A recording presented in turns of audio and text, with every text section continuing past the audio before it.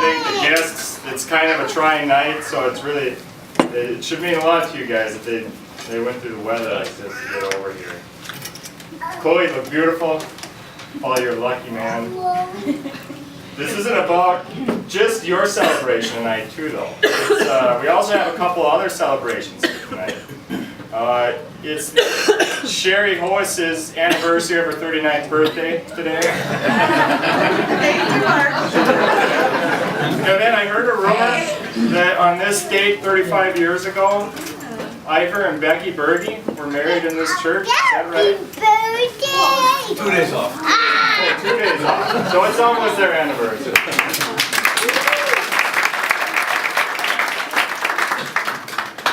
Well, like Chelsea said, we knew this day was coming. In fact, when Chelsea and I were in high school, we'd run into each other in the hall and she'd say, "Hey, brother-in-law." When these guys first started dating. So even if the nomenclature wasn't correct or spot on, you know, her foresight was. So we knew that was coming, but it wasn't always a sure bet. These guys actually broke up a couple of times. They had kind of a tumultuous early relationship. There was a time in 6th grade.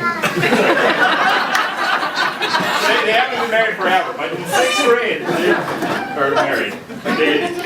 in 6th grade they broke up. A different suitor stole her away for a short time. Then was it that fall you got the dog and moved out into the woods for a while?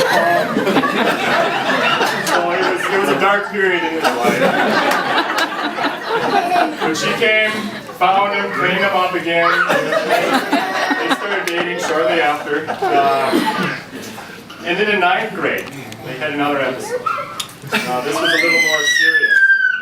A little background on these two. They're very academically competitive. I mean, Chloe, valedictorian, got a full scholarship to UND. Cytotechnology, which has something to do with apples and a press. And then Paul, he got a scholarship to UND, studied math and engineering, top of his class, type of guy. So just very academic. So in 9th grade, Paul didn't do so good on a math test. So Chloe started to wonder, well, what horse have I hitched my wagon to? And they broke up. But after some extra credit work, Paul convinced her that it was okay, and they got back together. And I think ever since then it's been a pretty smooth. There's a couple of things I want you to watch out for Chloe. You know, he looks nice, he looks laid back, but he's stubborn. This guy is stubborn. The other thing he is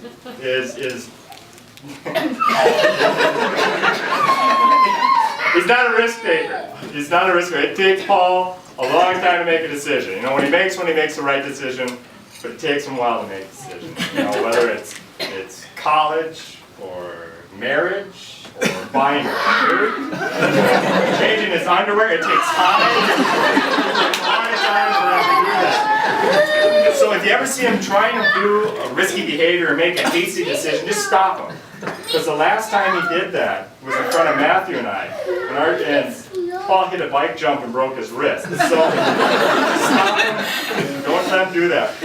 Also about the stubbornness thing. He's laid back, but there's certain things that just don't push Paul. You know? Like one time Mom and Dad wanted him to go to roll-off. Now that's a lot of fun when you're in high school. Playing on the lake.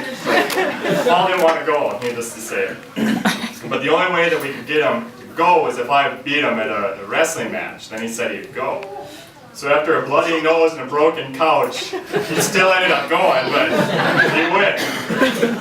But you won't have to do that, Chloe. You won't have to do that. Paul loves you. He always speaks well of you. He drops me like a lead balloon when you call. And right now is prime coyote hunting time, and he's in here, sitting here, Chloe, not out there, so we know it's right.